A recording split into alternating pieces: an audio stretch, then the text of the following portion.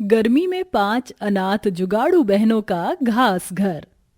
दो घूट पिला दे साकिया, बाकी मेरे पे रोड दे। दो घूट पिला दे साकिया। पिताजी, पिताजी, आप फिर से पी लिए। आप क्यों करते हैं ऐसा? छोड़ क्यों नहीं देते आप शराब पीना? पिताजी, पिताजी, आप।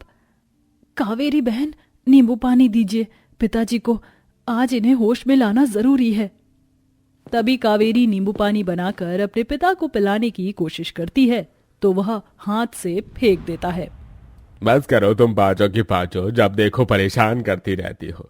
अरे तुम्हारे पैसों की पी रहा हूं क्या? एक तो तुम्हारी माँ तुम पांचों को पैदा करके चली गई और मुझे परेशान करने के लिए छोड़ गई। अरे बोझ हो तुम, बोझ। कैसे शादी करूंगा मैं तुम्हारी? पिताजी, आपने शराब पीकर अपनी तबीयत खराब कर ली है। आप अभी भी नशे में हैं। चुप कर निकम्मी। नशे में हूं तो क्या हुआ, पर सच बोल रहा हूं। आ, आ, ये दर्द कैसे उठ रहा है? ये बोलते ही जगदीश बेहोश हो जाता है। उसकी पांचों गरीब बेटियों किसी तरह उसे सरकारी अस्पताल ले जाती हैं, जहां डॉक्टर चेकअप करने के बाद कहता है, आपके पिताजी का लिवर बिल्कुल खराब हो चुका है शराब पीने से। अब ऑपरेशन करना पड़ेगा। कुछ चीज है जो बाहर से लानी पड़ेगी, उसके लिए आपको 5,000 रुपए देने होंगे। बाकी सारा खर्चा हॉस्पिटल का है। क्या डॉक्टर? 5,000? हम इतने पैसे कहाँ से लाएंगे? हमने तो वैसे भी कर्जा कर लिया है। दीदी, हम पैसों का इंतजाम कर लेंगे। डॉक्टर साहब, पिताजी के अलावा हमारा इस दुनिया में कोई भी नहीं है। आप उन्हें बचा लीजिए, उन्हें कुछ मत होने देना। ओके, आप फिक्र मत कीजिए, हम ऑपरेशन स्टार्ट करते हैं।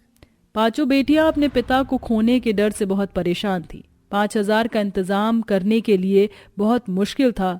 फिर वो अपने पिता के दोस्त से रो रो के पैसे की भीख मांग कर कर्ज कर लेती हैं, और कुछ कर्जा जगदीश ने भी दुकानदार लोगों से उधार ले रखा था। ऑपरेशन के 1 महीने बाद सारे उधार वाले लोग उसके घर के बाहर इकट्ठा होकर पैसे मांगते हैं। अरे ओ जगदीश, पैसा देता है कि हम बताएं तुझे? हाँ हाँ, हमारे पैसे निकाल। तूने मेरे यहाँ की बहुत शराब पी है, उसका भी बकाया है। और तुम पांचों बहनें पैसे दोगी या हम खुद ले लें?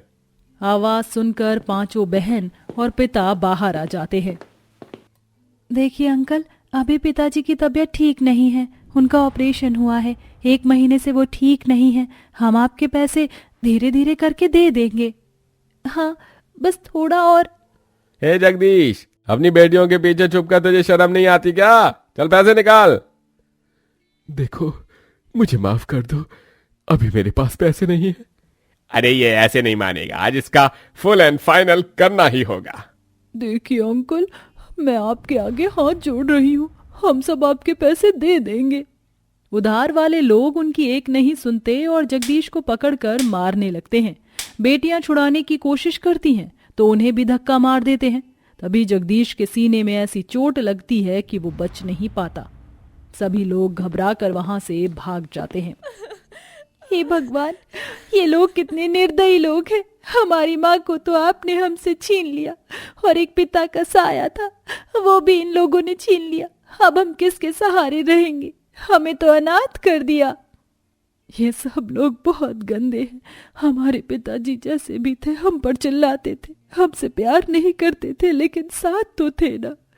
सच कहते हैं ये अमीर लोग गरीब पर कभी दया नहीं करते। हाँ दीदी। फिर पांचों बहन जैसे तैसे अपने पिता का अंतिम संस्कार करती हैं, और घर में जैसे ही रहने जाती हैं तो मकान मालिक भी उन्हें घर से बेघर कर देता है, जिसके बाद पांचों अनाथ बहन रास्ते पर भटकने लगती हैं। दुनिया अगर इतनी जालिम होती है तो भगवान ने हमें क्यों जन्म दिया? कितना जुल्म करते हैं दुनिया वाले, गंदी गंदी निगाहों से देखते हैं। इंसानियत नाम की चीज भी नहीं है।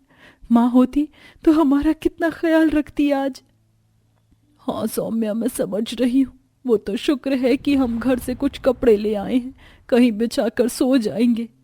बेचारी पांचों भूखी बहन मंदिर की सीढ़ियों पर आकर सो जाती हैं, जहां उन्हें मच्छर परेशान करते हैं। और अगले दिन पांचों अनाथ बहनों को भूख लगी थी। दी भूख लगी है। मंदिर में तो कोई प्रसाद नहीं बट रहा ना ही कुछ खाने को दे रहा है। अब क्या करें? कोई जुगाड़ बताओ ना। भूख का तो पता नहीं, फिलहाल पानी ही पी लेते हैं। यहाँ पर हैंडपंप लगा हुआ है, इतनी गर्मी में प्यास भी तो लगी है। तभी शीतल नारियल के खाली खोखले को उठाकर हैंडपंप से उसमें पानी भरकर भरती है। धीरे धीरे पांचों बहनें पानी पीकर अपनी प्यास बुझाती हैं।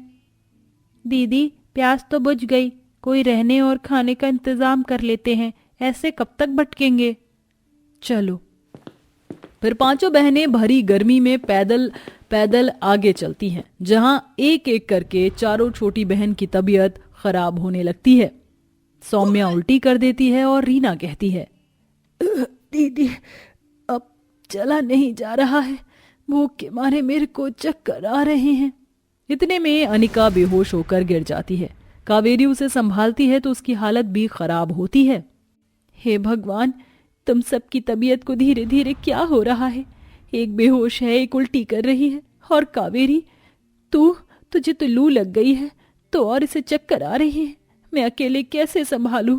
रीना बहन, थोड़ी हिम्मत कर, आगे लेकर चल अनिका को, मैं पानी पिलाती हूँ। जैसे तैसे शीतल और रीना अनिका को संभालते हैं। बाकी दो बहनें भी गर्मी में एक दूसरे का हाथ पकड़कर आगे जाती हैं। तभी घास के बने ढाबे के सामने लड़खड़ा जाती हैं। शीतल जैसे तैसे रिक्वेस्ट करके वहां से पानी और खाने का इंतजाम करती है, जिसे खाकर उनके हालात थोड़े ठीक होते हैं। शुक्र है अब तुम्हारी तबीयत ठीक है। सच बताओ अनिका, सही है ना बहन? हाँ दीदी, ठीक है। खाना नहीं खाया था इसलिए ऐसे हो रहा था, कमजोरी से। मैं भी ठीक हूं दी। वो देखो ना, इन अंकल ने छत पर कैसे घास लगा रखी है। काश ऐसा हम भी कर पाए। पूछे इन अंकल से। मैं पूछती हूँ। अंकल, ये आपने असली घास को ऊपर कैसे उगाया? अरे उगाया नहीं है बच्चों, ये तो नकली घास जैसा कारपेट है जिसे मैंने लगवाया है। 1 मीटर 500 रुपए का आता है। सोच लो ये छत कितनी बड़ी है, तो उस हिसाब से बहुत पैसे लगे थे। अरे बाप रे बाप, इसके लिए तो बहुत पैसे लगेंगे। अंकल, आपने हमारी मदद की, उसके लिए शुक्रिया। हम चलते हैं। पांचों बहन चलते चलते खाली जंगल की तरफ आ गई थी। यहाँ क्यों आए हैं हम दी? इसीलिए क्योंकि हम कब तक ऐसे भटकते रहेंगे। यहाँ जंगल से लकड़ी लेकर थोड़ा घर का ढांचा तैयार कर लेते हैं, और वह घास का रेस्टोरेंट देखकर तो मन कर रहा है मैं हमारा घास का घर बनाऊं, जो इस गर्मी में हमारे लिए अच्छा रहेगा। जब नकली घास हो सकती है तो असली क्यों नहीं? क्यों बहनों, मेरे घर का जुगाड़ अच्छा है ना? हाँ दीदी, मुझे तो अच्छा लगा, इसीलिए मैं आपकी मदद करूंगी घास वाला घर बनाने में। और मैं भी। तो चलो पहले लकड़ियां काटते हैं, फिर घास इकट्ठी करेंगे। पांचों बहनें कुछ घंटों तक लकड़ी काटकर बांस से घर का ढांचा तैयार करती हैं, और फिर धीरे धीरे पेड़ पत्तों के जुगाड़ के सहारे घर को ढकती हैं, और मिट्टी और घास को घर के ऊपर सेट करके करीब 2 हफ्तों में अपना घास का घर तैयार करती हैं। और इतनी मेहनत के बाद उनके जुगाड़ से उनका घर तैयार हो जाता है। भगवान का शुक्र है, आज तो हमारा घर बन गया। पता नहीं इतनी मेहनत हमने लास्ट में कब की थी। अब चैन से सो पाएंगे इसमें। बिल्कुल मेरी बहन, और देखो गर्मी में हमारा घर ठंडा कितना लग रहा है। वही तो दीदी, बिना पंखे के हम यहाँ पर रह सकते हैं। आपका जुगाड़ मुझे सच में बहुत अच्छा लगा, पर अब भूख लगी है। उसका भी एक जुगाड़ है मेरे पास। शीतल नारियल के खोखले को लेकर अच्छी घास को उबालकर नमक मिर्च डालकर पानी के साथ उबालकर अपनी बहनों को देती है, जिसे खाकर उन्हें बहुत अच्छा लगता है। वाह दीदी, ये क्या है? आपने घास से बनाया? मुझे लगा अच्छा नहीं बनेगा, लेकिन जो भी है बहुत अच्छी लग रही है। हाँ, मुझे भी अच्छी लगी है। दीदी आप भी खाओ ना, सारी मेहनत तो आप करती हो। तभी रीना शीतल को अपने हाथ से खिलाती है। पांचों बहनें अपने खुद के घर में आराम से रहती हैं, और अगले दिन छोटा मोटा काम करके और सिग्नल पर पैसे मांगकर पैसे इकट्ठे करती हैं। दीदी, इन पैसों से हमें कुछ काम की शुरुआत करनी चाहिए, ऐसे हम सिग्नल पर कब तक भीख मांगते रहेंगे। बिल्कुल ठीक कह रही हो कावेरी, लेकिन क्या काम करेंगे? मैं तो कह रही हूँ दीदी, आपने घास का उस दिन इतना अच्छा सूप टाइप का बनाया था, तो कुछ और भी खाने का ट्राई कीजिए ना। मैं तो कहती हूँ रसगुल्ला या आइसक्रीम बना लीजिए, क्योंकि वह गर्मी में ज्यादा चलता है, और शेक भी बना सकते हो आप घास का। अरे हाँ, इनका खाने पीने का सामान ले आती हूँ और उसमें घास को डालकर एक नई चीज बनाऊंगी। बस ये लोगों को पसंद आ जाए और मेरा ये जुगाड़ काम कर जाए। तभी पांचों बहन पास की दुकान से कुछ आइसक्रीम और रसगुल्ले बनाने का सामान ले आती हैं और अगले दिन उनसे चीज बनाकर अपने घास के ठंडे घर में रखती हैं। आसपास के लोग असली घास का घर देखकर उनकी तरफ बढ़ते हैं। अरे वाह, ये असली घास का बना है क्या जुगाड़ है? युवराज, देखो उसके ऊपर कितना सुंदर फूल भी खिला हुआ है। हाँ, ये तो है। सुनो, वहां चलें क्या? हाँ, चलते हैं। सुनिए, हम आपके घर को देख सकते हैं क्या? हाँ, आप आइए ना। ये सुनकर दोनों उनके ठंडे घास के घर में जाते हैं। अरे वाह, क्या ठंडा घर है। इस गर्मी में इतना अच्छा घास का घर। इनके सामने तो एसी वाले होटल भी फेल हैं। नाइस। यही खासियत है कि ये छोटा ही सही लेकिन असली घास का ठंडा घर है।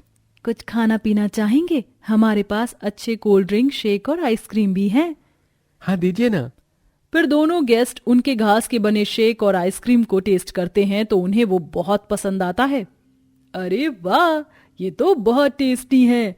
कितने का है और क्या है ये चीज? आज से पहले तो मैंने कभी नहीं पी ऐसी चीज। जी, दोनों की कीमत 25-25 रुपए है और ये भी घास के बने हुए हैं। हम पांचों बहनों के जुगाड़ से ये चीज बनाई है हमने। वाह, सही है। अब तो गर्मी में हम यहीं खाने आएंगे। यहाँ आसपास कितनी शांति भी तो है और इन्हें खाने में कोई नुकसान भी नहीं है। कमाल कर दिया आप जुगाड़ू बहनों ने।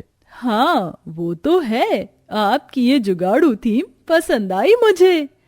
इस तरह धीरे धीरे पांचों अनाथ जुगाड़ू बहनों के घास के बने घर में धीरे धीरे कस्टमर उनके घास की बनी आइसक्रीम और शेक पसंद करने लगते हैं। इससे उनका खर्चा भी निकल जाता है और लोग भी आने लगते हैं। इस तरह आप देख सकते हैं पांचों अनाथ बहनों का जुगाड़ किस तरह उनके काम आता है और कैसे उनकी जिंदगी बदल देता है। इसलिए जुगाड़ करना जरूरी भी है। क्या पता आपका जुगाड़ भी कहीं काम आ जाए।